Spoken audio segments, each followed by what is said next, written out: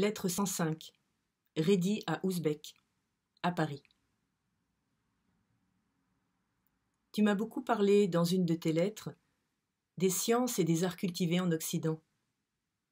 Tu vas me regarder comme un barbare, mais je ne sais si l'utilité que l'on en retire dédommage les hommes du mauvais usage que l'on en fait tous les jours.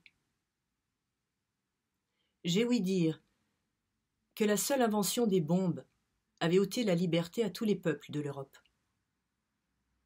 Les princes, ne pouvant plus confier la garde des places aux bourgeois, qui, à la première bombe, se seraient rendus, ont eu un prétexte pour entretenir de gros corps de troupes réglés, avec lesquels ils ont, dans la suite, opprimé leurs sujets.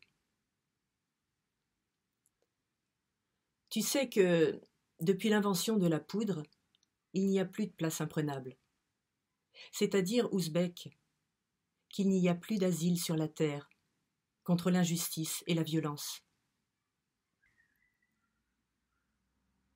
Je tremble toujours qu'on ne trouve à la fin à découvrir quelques secrets qui fournissent une voie plus abrégée pour faire périr les hommes, détruire les peuples et les nations entières.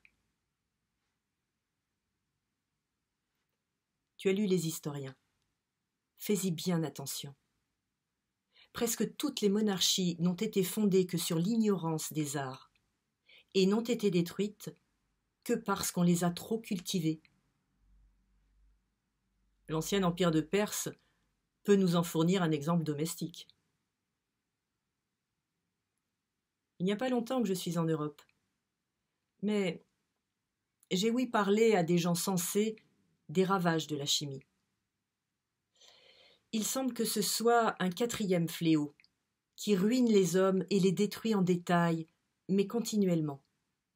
Tandis que la guerre, la peste, la famine les détruisent en gros, mais par intervalles.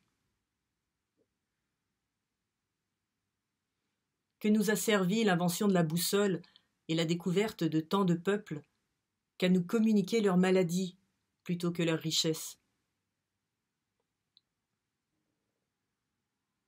L'or et l'argent avaient été établis par une convention générale pour être le prix de toutes les marchandises et un gage de leur valeur, par la raison que ces métaux étaient rares et inutiles à tout autre usage. Que nous importait-il donc qu'ils devinssent plus communs? Et que, pour marquer la valeur d'une denrée, nous eussions 2 ou 3 signes au lieu d'un. Cela n'en était que plus incommode. Mais d'un autre côté, cette invention a été bien pernicieuse aux pays qui ont été découverts. Les nations entières ont été détruites, et les hommes qui ont échappé à la mort ont été réduits à une servitude si rude que le récit en fait frémir les musulmans. Heureuse l'ignorance des enfants de Mahomet.